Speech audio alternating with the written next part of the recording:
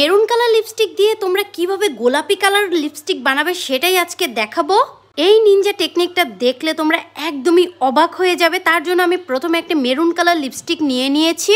আচ্ছা, এটাও কি সম্ভব মেরুন কালার লিপস্টিক দিয়ে গোলাপি করা যায়? তাহলে তো টাকা পয়সা অনেকই বেঁচে যাবে, বারবার বিভিন্ন কালারের লিপস্টিক কিনতে হবে না। তো তার জন্য আমি প্রথমে একটা মেরুন কালার লিপস্টিক নিয়ে নিয়েছি, সুন্দর করে ঠোঁটের ভিতরে দিয়ে দিয়েছি। এখন আমার যেটা সবচেয়ে বেশি ইম্পর্টেন্ট লাগবে সেটা হলো একটা কনসিলার।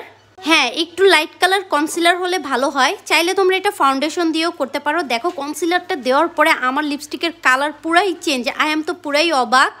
খয়েরি কালার লিপস্টিক আবার কিভাবে গোলাপি কালার হয়ে গেল?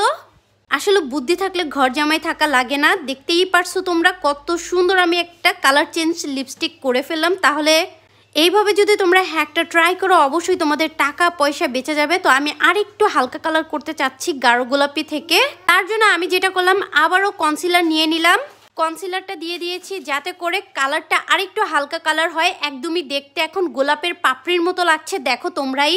মানে কনসিলার যত দিবে ততই লিপস্টিকটা হালকা হবে আর কালারটাও দেখতে বললাম দেখো এখন অনেক বেশি সুন্দর লাগতেছে। তো তোমাদের কাছে আমার এইরকম হ্যাক কেমন লাগে অবশ্যই জানাবে। আমার ইউটিউব চ্যানেলটাকে সাবস্ক্রাইব করে দিবে, ভিডিওটা বেশি বেশি করে শেয়ার করে